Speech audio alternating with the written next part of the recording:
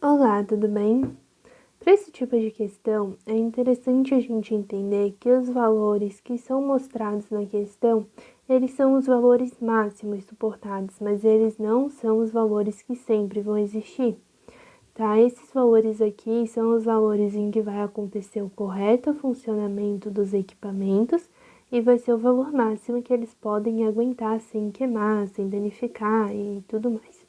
Então, o que vai acontecer? O que eles têm de constante, de sempre ter o mesmo valor, vai ser a resistência. E por que a resistência é sempre constante? Porque o comprimento desse filamento aqui é sempre o mesmo. A resistência que cada uma dessas lâmpadas vai oferecer é sempre a mesma, porque o material é o mesmo, a composição é a mesma, a formação é a mesma.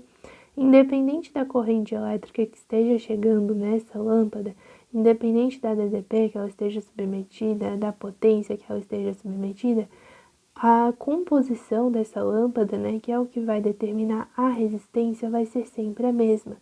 Por isso, a única coisa que a gente pode afirmar que tem de constante em uma lâmpada, um equipamento, seja o que for, é a sua resistência, que vai continuar a mesma independente da variação dos outros valores, tá? Por quê? Porque o elemento em si não muda. Então, nesse caso, o que a gente pode fazer? A gente pode calcular a resistência de cada um desses equipamentos e, a partir daí, né, começar a considerar o que vai acontecer com eles. Então, vamos lá. Essa resistência, por ser constante, vai ser o mesmo valor, né? Quando a gente tiver esses valores máximos, que são os valores nominais de funcionamento dessas lâmpadas, os mais adequados, ou também quando você tiver um funcionamento menor, né, que chegue menos energia e essa lâmpada funcione mais fraca ou até mesmo não consiga funcionar. Mas pode chegar uma DDP menor, uma potência menor, por exemplo, pode chegar uma DDP de 10 volts aqui nessa lâmpada. Ela vai acender bem fraquinho, mas ela ainda vai acender, ela ainda vai ter uma outra potência no caso, né, e a resistência dela vai continuar constante.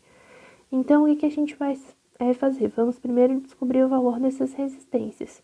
P igual a 1 ao quadrado sobre R. Eu escolhi essa fórmula porque tem a potência que a gente tem, a DDP que a gente tem e a resistência que a gente quer. Então, aqui para o primeiro, a potência é 100, a DDP é 110.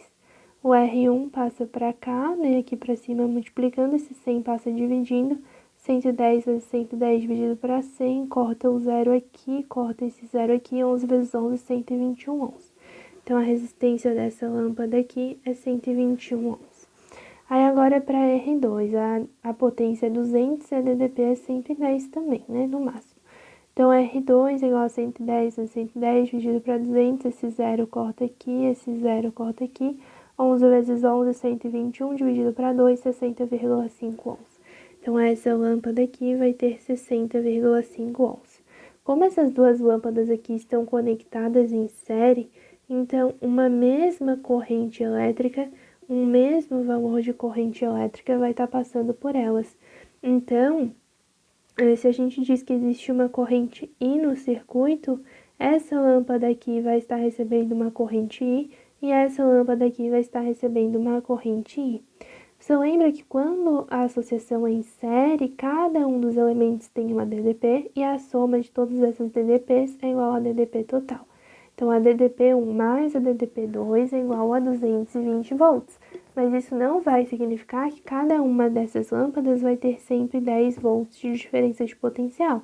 Esse 110 volts vai ser o quê? Vai ser o valor máximo que pode ser atingido, né, por cada uma delas, mas não vai ser necessariamente o valor que vai ser atingido. O valor que vai ser atingido nós vamos determinar por essa fórmula aqui, ó. U é igual a R vezes I. Como a corrente é constante, é o mesmo valor de corrente para as duas lâmpadas, então o que a gente pode fazer é o quê? A DDP vai ser proporcional à resistência. Quanto maior a resistência, maior a diferença de potencial nos terminais, que vai ser a mesma corrente. Então, se eu quero calcular, por exemplo, a DDP que existe nos terminais apenas dessa lâmpada aqui, eu vou usar a resistência dessa lâmpada com a corrente que passa nessa lâmpada. Se eu quero calcular a resistência que passa apenas aqui, eu vou considerar a resistência dela com a corrente que passa aqui. Eu até posso calcular a resistência equivalente, mas aí a resistência equivalente teria que ser relacionada com a DDP total, que é 220 volts. E assim você até consegue descobrir o valor da corrente elétrica total que passa por aqui, né? Daí você aplica U é igual a R vezes I, 220 é igual a 181,5 vezes I, e é igual a 220 dividido para 181,5, que é aproximadamente 1,21 em dízima periódica, tá? Então, aqui a gente tem o valor dessa corrente elétrica, e a partir disso a gente consegue calcular a DDP em cada uma. Então, a DDP nessa lâmpada aqui vai ser o 1 é igual a R1, o 1 é igual a 121 vezes o valor dessa corrente elétrica. E o 2 vai ser igual a resistência de 2, que é 60,5 vezes a corrente elétrica. 121 é o dobro de 60,5. Logo, né, se você tem um valor aqui que é o dobro multiplicando, o resultado também vai ser o dobro. E o 1 é igual a 2 vezes o 2. Se a resistência é o dobro, então a DDP também vai ser o dobro. Logo, temos essa relação aqui. Tá? Então, a diferença de potencial que existe nessa lâmpada aqui é o dobro da diferença de potencial que existe nessa daqui. E a gente sabe que a soma da diferença de potencial nas duas lâmpadas é igual a total, que é igual a 220, tá bem? Então, você até poderia unir essas duas equações e encontrar a diferença de potencial que existe nelas. É importante para que a gente possa descartar se elas vão queimar ou não. Então, eu posso substituir o 1 por 2 vezes o 2, mais o 2, é igual a 220. Isso aqui dá 3 vezes o 2, é igual a 220. O 2 é igual a 220 sobre 3. Esse valor aí de 220 dividido para 3 vai dar aproximadamente 73, um pouquinho, tá? Então, não vai queimar, né? Porque se ela suporta até 110 e aqui tem 70 e pouco, então ainda não queima. Ela vai brilhar abaixo do normal, porque se a DDP dela vai estar abaixo do normal, então a potência vai estar abaixo do normal e o brilho dela também vai estar abaixo do normal. Como o 1 é igual a 2 vezes o 2, vai ficar 2 vezes 73, tá aproximadamente 146, 147 volts aqui nessa lâmpada. Essa DDP vai ultrapassar o valor da voltagem máxima que ela suporta. Então, por um momento, ela vai suportar essa voltagem, vai apresentar um brilho maior, porque se a DDP é maior, a potência é maior, e o brilho é maior porque a energia dissipada é maior. Mas logo depois ela vai acabar queimando, porque a DDP dela vai ser excessiva. Só aqui, né, pra gente relacionar, P igual a 1 vezes I é uma constante, então se U é o dobro, a potência também é o dobro, chegando nessa relação aqui.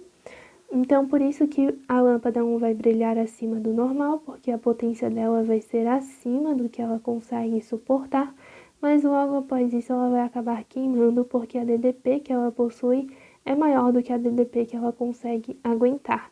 Enquanto isso, né, a lâmpada 2 vai apresentar uma DDP menor, de aproximadamente 73 volts, e com esses 73 volts, né, essa lâmpada vai brilhar menos.